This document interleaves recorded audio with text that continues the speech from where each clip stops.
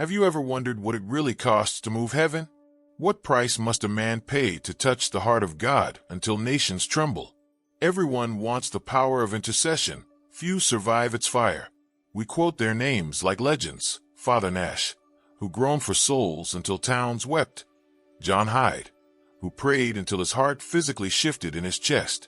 And Yem Bounds, who met God at 4 a.m. every morning for 40 years. But what did it cost them? What did they lose while the world applauded their prayers? What happens to a man when heaven's burden becomes heavier than his own life? If this story already stirs something in you, pause right now and comment your nation and write, "Lord, wake me when you're waiting."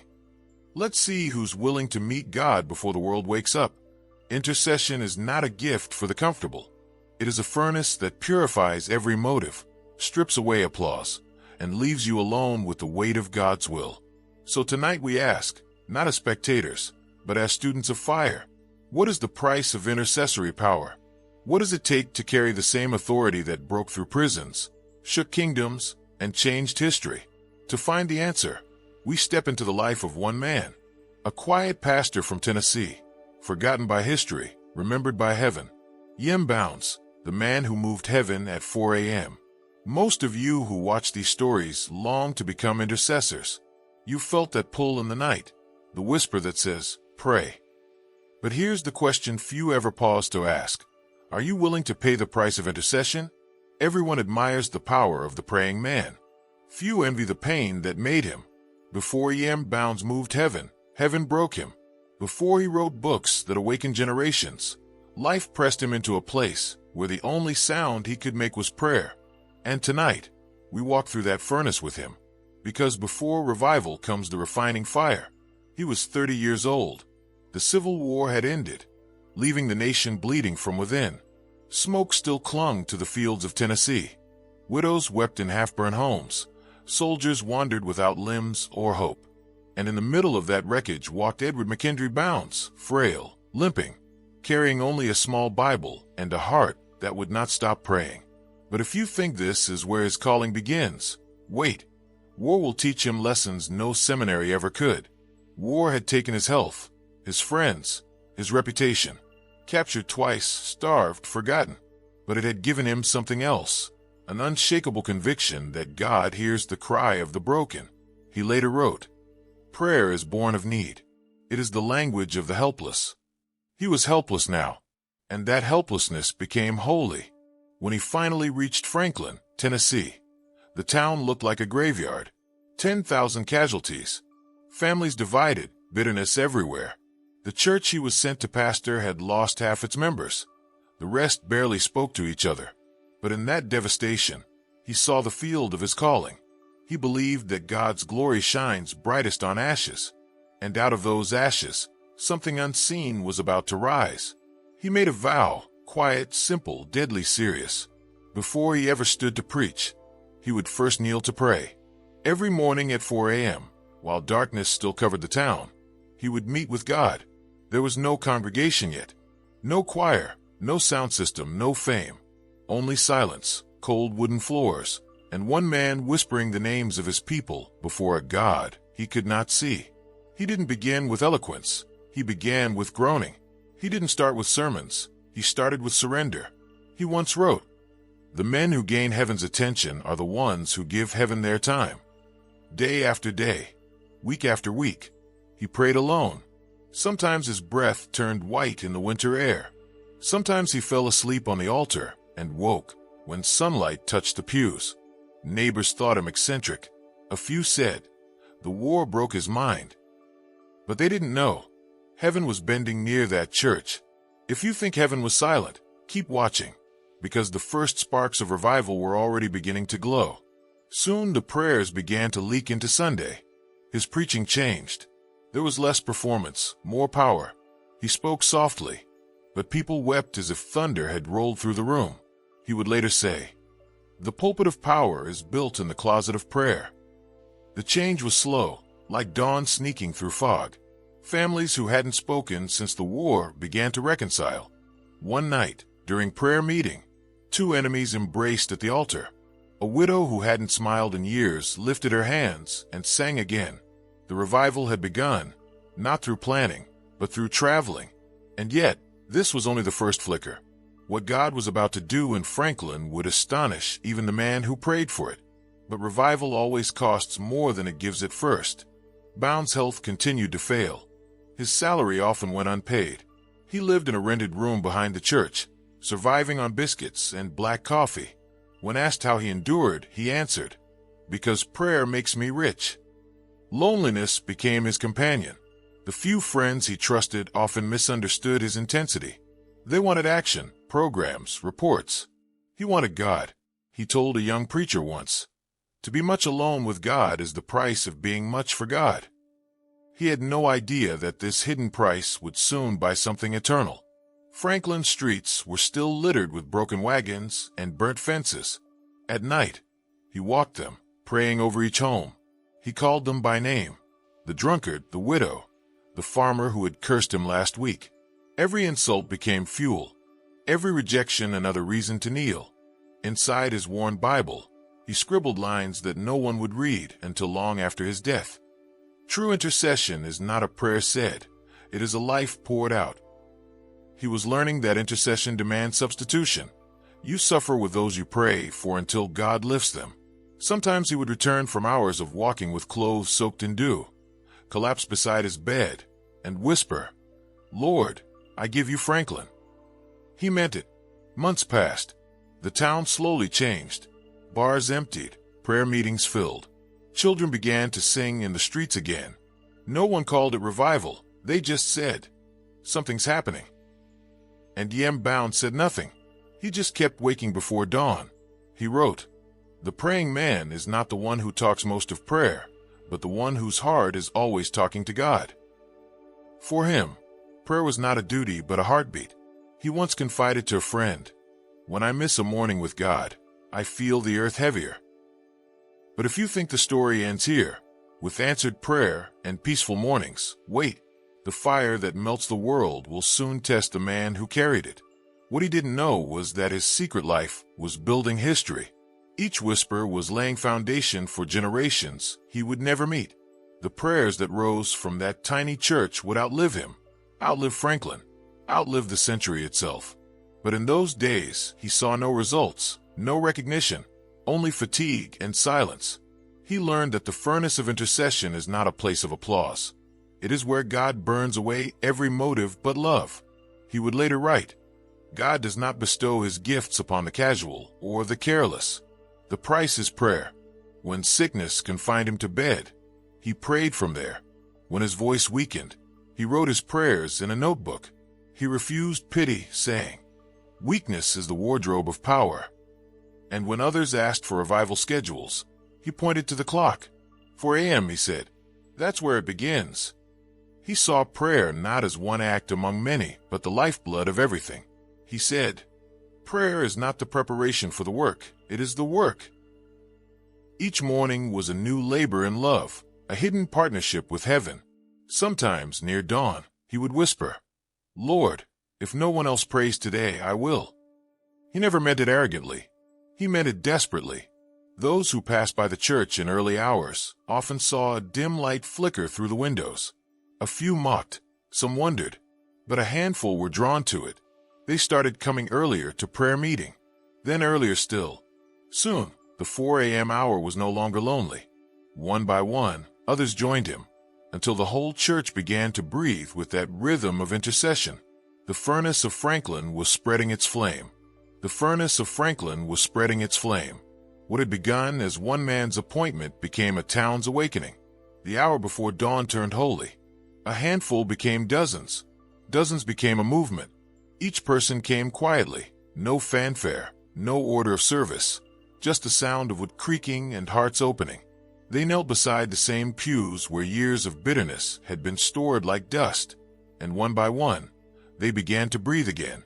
It was not revival posters or music that drew them. It was hunger. When Bounds entered the room, no one applauded. They simply continued praying. He would kneel with them, sometimes for minutes, sometimes for hours, until the first pale light slipped through the windows. Then he would stand, wipe his face, and whisper, "Now go love your neighbor." That was the sermon. Farmers carried that peace into their fields. Teachers brought it into classrooms. Merchants carried it into the marketplace. Franklin began to live differently because it had begun to pray differently. There were no headlines. There were testimonies, quiet ones, small as seeds, steady as sunrise. A grocer forgave the debt of a widow who could not pay. A judge wept as he prayed for the families torn apart by war. Former soldiers met and embraced on the same streets where they had once fought. The entire town began to unlearn hatred. Prayer had become its language. And all the while, Yem Bounds kept retreating into obscurity. When asked how he had achieved such transformation, he only smiled and said, "I did not change Franklin. Prayer did." He knew what he was, a vessel for someone else's power. His schedule never changed. Bed early, rise before 4. Candle, Bible, notebook. The first hour in silence, letting his thoughts settle. The second in scripture, turning verses into dialogue. The third in intercession, names, nations, burdens. And then dawn. He would emerge thin, exhausted, glowing. Visitors who came to stay overnight found themselves uneasy. The house was too still. At 3:50, they would hear footsteps, then the faint groan of the old church door, then nothing. Hours later he returned, eyes red, smile serene, greeting them as if returning from another world. He believed what he practiced, that God entrusted power only to those who could handle solitude. To be much with God is to be much alone, he wrote. He shares his secrets only with those who keep his company. The fruit of that solitude was visible everywhere. Children who had never known peace began laughing again in the streets. The bitterness that once divided the town melted like frost. When people spoke of Franklin now, they used one word that had not been heard there since the war, mercy. And mercy was the air they breathed. The revival spread outward quietly, through letters, through travelers, through imitation. Pastors who had heard of the dawn meetings began unlocking their churches early. Some lasted a season, others endured for decades. They were not organized revivals. They were spiritual rhythms echoing from one man's obedience. By the late 1870s, Bounds was known throughout the circuit as the man of prayer. Yet fame never touched him. He refused interviews, declined positions that would have lifted his name. He said, "A man cannot both carry a cross and a crown." But if you think the story of Franklin ends here, stay close, because the same fire that revived a town was about to test the man who lit it. Tragedy came quietly. In 1876, he had married Emma Elizabeth Barnett, a gentle, lively woman who understood his calling more than anyone else. Together they built a small home filled with songs, scripture, and laughter. Children soon filled the rooms. For a time, the dawns were not lonely. He prayed over each child by name. Every morning before sunrise, before walking to the church, he would stand over their beds, laying a hand on each brow. "Lord," he would whisper, "make them yours." But the furnace never cools for long. Sickness came, small fevers that became long nights. 2 children were taken before their voices had grown. And then, after 10 years of marriage, Emma herself grew frail. He prayed as he had prayed for revival, relentless, trusting. But prayer does not always spare. Sometimes it strengthens. When she finally slipped away, he sat beside her bed all night, Bible open, unable to read. Dear family, thank you for being part of what God is doing through Fire Trail. Every time you watch, share, and subscribe, you help keep the flame of revival burning. We see every comment, every testimony, and every prayer request, and we carry them with us in prayer. Through your support, these stories are reaching nations and reigniting hearts with the gospel. If you've just discovered this channel, welcome to the Fire Trail family. Together we carry the fire forward. The next morning he wrote a single line in his journal. Grief is the purest prayer when words have failed. He was now a widower with young children and an unshaken faith. Neighbors expected him to collapse, but instead he continued his morning discipline. The same dawn that had once brought revival now became the place of weeping. He said, "If I must carry pain, let me carry it to God early." That decision saved him. What follows would reveal whether prayer was merely his comfort or truly his calling. Years later, he remarried Harriet Elizabeth Dunn, a quiet woman who became both partner and witness. She learned the rhythm quickly. The early mornings, the long silences, the half-eaten meals forgotten because prayer had stretched too long. She didn't resent it. She once told a friend, "I sleep better when he's with God." Their home was small, often poor, but strangely peaceful. Neighborhood children came to play in the yard because, as one said, "It feels safe here." They didn't know they were playing in the shadow of intercession. Through every loss, Bounds grew gentler. He never preached from pain. He prayed through it. He said, "The man who has suffered much has much to pray about." And every scar became a line in his theology. Suffering refined him, but never silenced him. He continued to preach across small towns. Never glamorous, never celebrated. He saw himself as a gardener, cultivating prayer wherever he went. Some soil accepted seed quickly, other ground took years. He never stopped sowing. He told young pastors, "The church is built on its knees, not its numbers." Some believed him, others didn't. Time would decide. By his 50s, the revival in Franklin had matured into something deeper than emotion. It had become culture. Families prayed together as naturally as eating. Children grew up expecting dawn to belong to God. The church doors remained unlocked at night, and no one feared theft. There was nothing left to steal. Everything worth having was already surrendered.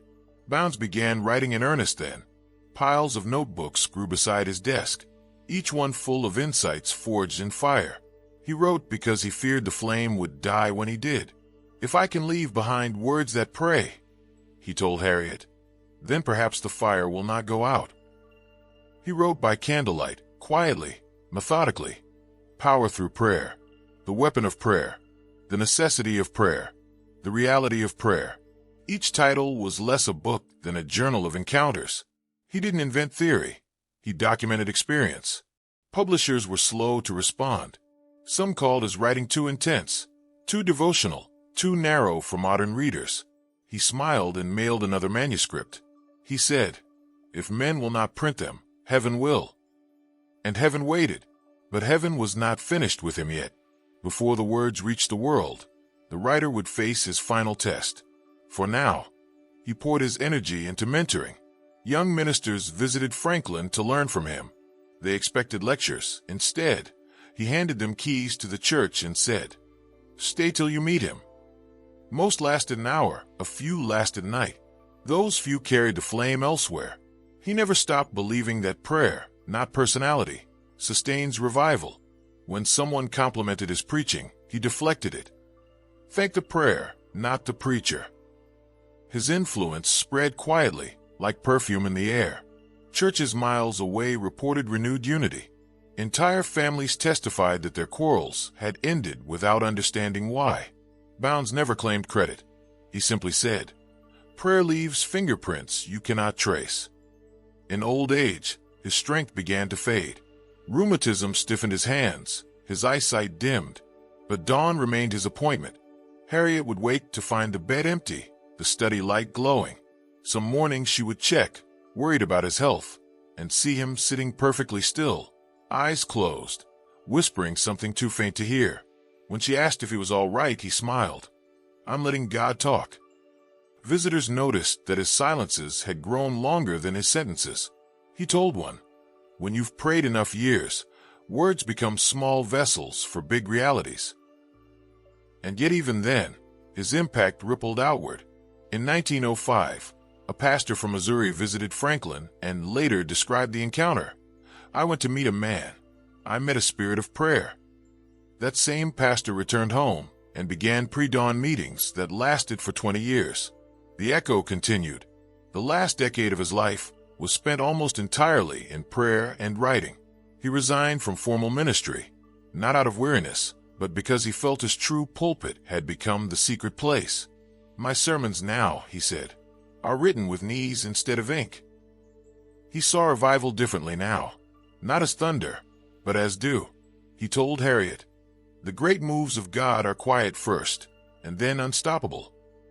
And just when the story seems to fade into silence, heaven prepares its loudest echo. In 1913, the dew finally lifted. One August morning, she found him in his chair, Bible open on his lap, lamp flickered out. He had slipped away in silence. He was 77. They buried him with little ceremony, as he had wished. The town mourned privately, bells tolled softly. But heaven, one imagines, erupted in recognition. The man who had moved heaven was home. For years, his papers remained untouched, boxes of handwritten pages, yellowing with age. Then a friend discovered them and sent them to a publisher. One by one, they appeared. Power through prayer, the weapon of prayer, the reality of prayer, purpose in prayer. Within decades, they circled the globe. His words began to do what his life had done, wake people before dawn. Every 24-hour prayer room, every intercessor who watches the clock strike 4, stands in that lineage. Every time someone opens his book and whispers one of his lines, another ember of Franklin's fire glows again. He once wrote, "Prayer never dies. The lips that utter it may close, but its echoes live and move and work till generations have felt its power." He was right. Over a century later, his echo is still moving. Yem Bound's life proves that revival is not a miracle, it's a rhythm of surrender, of silence, of steadfastness when no one applauds. He didn't invent the power of prayer. He discovered its cost and paid it in full. So what about you? You've heard the stories. You've seen what prayer can do when one life decides that comfort is overrated and obedience is everything. Will you meet him at your hour? Will you build an altar that may outlive you? Will you choose fire over fame, mercy over memory, presence over platform? Because revival never starts with crowds. It starts with a whisper in the dark and one heart that says, yes. Tomorrow morning, while the world still sleeps, God will be waiting again, waiting for a voice to rise from the silence and say, "Here I am, Lord. I will pray." If this story stirred your heart, write in the comments, "Lord, awaken me at my hour." Because every generation has its Franklin, and every Franklin is waiting for one soul brave enough to kneel first. And if you think this is the end, wait. What's coming next will carry the same fire into a new generation.